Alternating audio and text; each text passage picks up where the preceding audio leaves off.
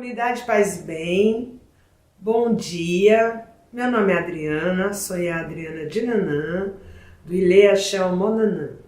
Bom, como todos os episódios, a gente não pode perder o nosso ebó semanal da gratidão. Ebó, para quem está chegando agora, são rituais que existe uma infinidade de possibilidades que nós das religiões de matriz africana temos e serve para realinhar nossas energias, levar energias ruins embora, trazer boas energias, e tem os comportamentais que servem para nos reconduzir, né? São uns toques que chegam para a gente mudar alguns comportamentos que podem estar nos prejudicando a nossa família ou a nossa comunidade. E eu gosto muito de exercitar com vocês, eu faço isso semanalmente, que é uma forma de eu não esquecer, eu acho que é mais para mim, muitas vezes, do que até para vocês, é um exercício muito pessoal, que é o ebó da gratidão. Por que eu faço esse ebó? Por que eu gosto do ebó da gratidão? Porque nós somos educados de uma forma a valorizar muito mais as coisas ruins que nos acontecem do que as coisas boas.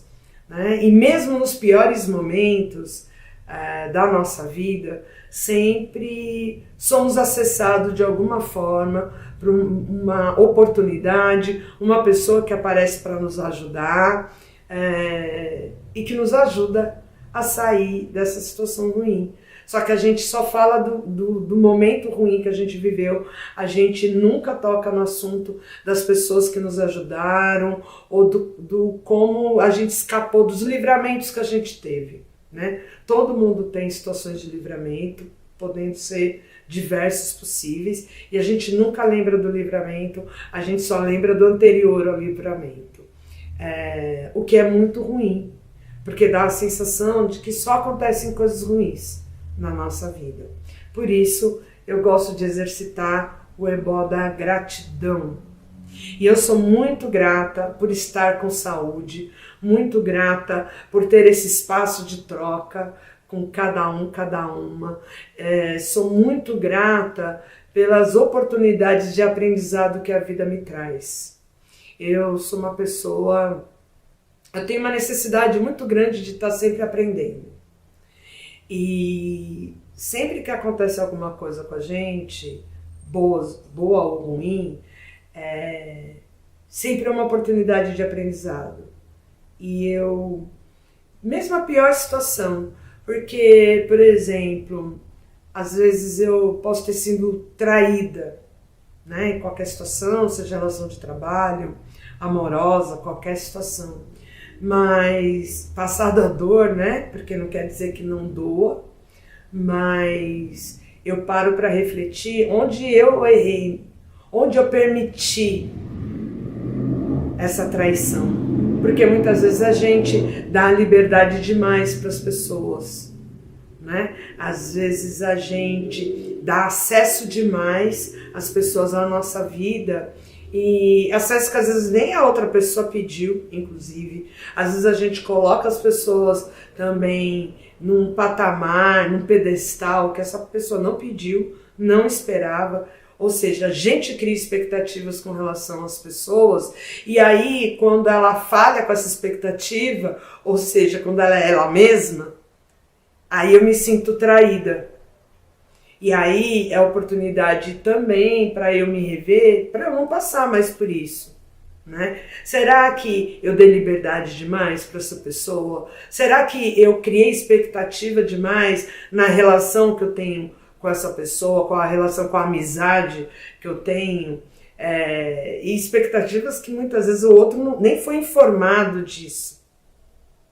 Então, e aí isso diz sobre mim, não sobre o outro. Porque muitas vezes as pessoas são o que são e tá tudo bem, né? Agora, cabe a mim estar atenta a cada pessoa que eu quero dentro da minha vida. Então, eu, Adriana, sou muito grata por hoje, inclusive, sou muito grata a Exu, inclusive, por me colocar sempre rodeada de pessoas que eu posso confiar. Mas isso, Exu não fez isso sozinho. Isso acontece na minha vida porque eu decidi que eu não quero me relacionar com qualquer pessoa. Eu não quero negociar com qualquer tipo de pessoa, independente do volume de dinheiro que pode vir dessa relação comercial, por exemplo. Né? A mesma coisa, eu, enquanto mulher preta de terreiro, aceitar fazer uma parceria com uma empresa X que, sei lá, que persegue e mata pessoas pretas, né? Eu preciso ser coerente e Exu é muito leal, né? Naquilo que vai no nosso coração. E uma coisa que eu peço há muito tempo é que eu não me coloque em situação desconfortável com pessoas que eu não confie. Mas percebem que isso foi um posicionamento meu. Eu sou muito grata por hoje basicamente ser cercada de pessoas em diversas instâncias de áreas de trabalho, no meu axé, no meu terreiro, de pessoas que eu posso confiar. Porque eu não sei lidar com meia confiança. Isso para mim é muito importante. Então todo dia eu agradeço. Eu agradeço. E isso é uma prova de que existem muitas boas pessoas no mundo, né? E muito daquilo de como as pessoas vão lidar comigo tem a ver também com como eu me posiciono no mundo e como eu lido com essas pessoas. Por isso sou muito grata por no percurso da minha vida ter podido aprender a me posicionar de forma confiável para atrair pessoas confiáveis.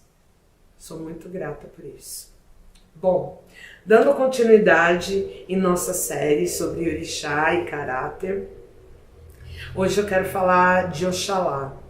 Oxalá, ele é um orixá primordial, muito presente, né, nos mitos da constituição do planeta, na formação da humanidade.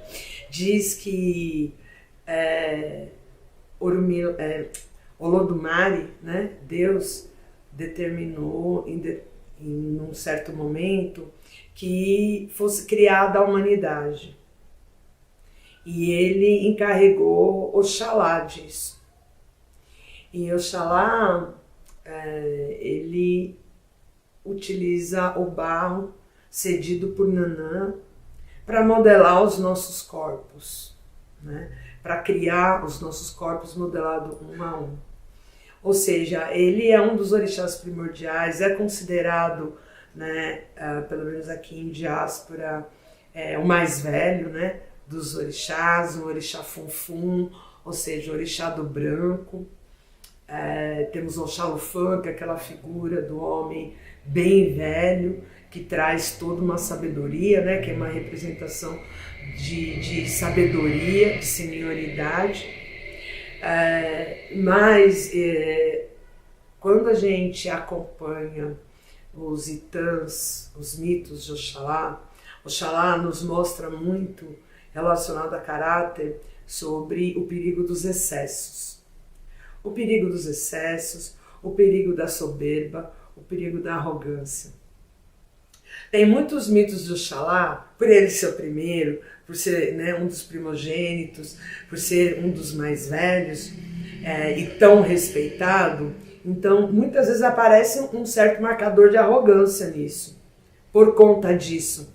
Tem vários itãs de Oxalá, onde ele vai, se consulta, tem alguma tarefa, alguma missão, alguma situação na vida dele, ele vai, se consulta, Orumilá Ifá prescreve os ebós e ele vira, mas eu não vou pagar esses ebós, afinal eu sou Oxalá, né? Eu sou maioral, eu sou primogênito, eu sou mais velho, eu não preciso, né, fazer os ebós. E ele sempre se dá mal. Sempre se dá mal. Porque Exu ganhou esse direito, né? O lugar de ser o cara, de ser o orixá que faz essa mediação nas nossas relações, que garante se no percurso eu vou ter mais ou menos desafios no percurso do projeto que eu tenho. Nem mesmo Oxalá pode se dar o desfrute de não fazer seus ebós, de não se manter com seus ebós em dia. Dentro dessa relação da soberba e dos excessos, também tem uma questão muito ligada ao consumo de bebida alcoólica, por exemplo. É muito comum os filhos do Oxalá não poderem beber. Tem gente que acha, quando vem essa prescrição, no jogo, né, principalmente, acha que isso é um castigo, uma punição. Aí eu sempre costumo dizer, se deixar de consumir bebida alcoólica para você é um problema, sinal que você tem um problema. E Oxalá, ele, em vários momentos, ele se perdeu moral, prejudicou a sua imagem por conta da bebida. E eu acho que para nós, povo preto, é muito importante a gente refletir sobre isso. Muito importante. Eu costumo dizer que eu observo muito que nas quebradas você não tem centros culturais adequados, você não tem cinema, você não tem teatro, as bibliotecas são sucateadas, aquelas que existem, as poucas que tem são sucateadas, todo tipo de manifestação cultural da quebrada é criminalizada, mas boteco e biqueira tem pelo menos 2 a cada quarteirão. Eu costumo dizer para os meninos que isso é um sinal. Porque enquanto ele está perdido, inebriado no consumo de drogas e bebidas, na sua maioria os meninos, são menos homens pretos para estarem ali junto com a gente na manutenção do povo preto, na manutenção da nossa sociedade, no fortalecimento, na defesa, o que favorece a termos tantas mulheres pretas sozinhas, liderança, né, como arrimos de família. E eu tenho para mim, quando observo os Itãs Oxalá, me pego muito nisso, observando quais políticas públicas são direcionadas para a quebrada. E nós precisamos estar atentos, por exemplo, à bebida alcoólica, principalmente para o homem, e o homem preto, ele não apenas é socialmente aceito, como estimulado. O homem que não bebe é fraco. Ah, deixa de frescura, só uma latinha, só uma dose. E aí, homens pretos, que são aqueles que dificilmente um homem preto não foi parado pela polícia, que passa todo tipo de humilhação. Nós temos, já falei aí em vários vídeos, em várias condições, sobre, né, todo o processo de encarceramento em massa, todo tipo de perseguição, genocídio da juventude negra. Então, esse homem preto que apanha cotidianamente, quando ele se perde dentro desses vícios esses que são muito sinalizados nos Itãs do Oxalá, ele está cumprindo um papel para o Estado, está facilitando para que o Estado o mate, o encarcere. E aí, ele quando está inebriado pela bebida, pela droga, aí ele desconta toda a frustração dele, toda a violência a qual ele é submetido cotidianamente, de todo tipo de exclusão, aí ele desconta na esposa, na mulher, nos filhos. E é um caminho de morrer mais cedo. Basta a gente olhar a população em situação de rua, na sua grande maioria, são homens pretos. Enquanto esses homens pretos estão jogados à sua própria sorte, perdidos dentro desse vício, Na outra ponta, nós temos essas mulheres pretas na manutenção dos filhos desses homens pretos, dos pais desses homens pretos, pais e mães desses homens pretos, no cuidado com os mais velhos, no cuidado com os mais novos, sobrando pouco espaço para o cuidado de si. Cuidado, defesa e manutenção.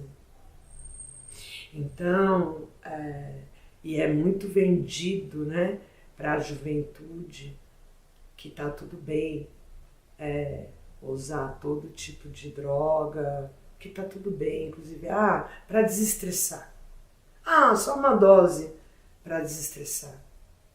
Que é isso para você não encarar de frente tudo aquilo que a gente tem para fazer. Qual o lugar dele nessa estrutura? O quão potente ele é? Porque se ele não fosse potente, não haveria esse estímulo para que ele tivesse constantemente inebriado e distante da sua família. E cada vez mais excluído, seja em situação de rua, seja encarcerado ou enterrado. Né? E, Adriana, o que isso tem a ver com caráter? Tem a ver que, eu já falei aqui várias vezes, que um bom caráter da perspectiva da cultura tradicional africana é algo a ser cultivado cotidianamente e tem uma relação com o seu compromisso com a sua comunidade. E observar os Itãs de Oxalá me leva muito a refletir sobre a condição e o lugar que os homens pretos têm ocupado e têm sido muitas vezes conduzido, se perdendo nos vícios e se distanciando da sua relação de manutenção, proteção, cuidado, que também tem o papel do masculino nesse cuidado com a família. Diz que para se criar um homem, se precisa de um homem. E nós temos não apenas, né, mas majoritariamente mulheres pretas sozinhas criando os homens, criando esses meninos. Por conta desse distanciamento, desse lugar social, dentro da sociedade, né, preta, periférica, que é o papel do homem preto. Enquanto ele está perdido nas drogas ou nas bebidas, e comportamento esse que é estimulado coletivamente, nas propagandas, nos filmes, nas novelas, nos eventos, porque bebida gera, né, é um mercado que nunca tem crise. Vocês já ouviram falar, né, de algumas marcas aí de bebida em algum momento, independente da condição que esteja a crise econômica no mundo. Vocês já ouviram falar de tá para falir alguma empresa de bebida? Né? Não vou colocar marcas aqui. Conglomerados. Temos conglomerados de bebidas. E isso tem tudo a ver com caráter, pois da perspectiva da cultura de matriz africana, de um bom caráter, tem uma relação direta com o cuidado e a responsabilidade com a sua comunidade. E essa comunidade, eu sempre me refiro desde essa micro comunidade que é a sua família, que é essa primeira, como o seu bairro, o seu estado, os grupos aos quais pertencemos. E quando observo os Itãs do Oxalá, eu sempre penso, sempre me leva a refletir sobre, não simplesmente o papel do homem, não é isso, mas a condição do homem preto na nossa sociedade. E cabe a nós refletir e pensar sobre isso. Bom, espero que vocês tenham gostado da provocação de hoje. É uma super provocação. E é isso. E até semana que vem.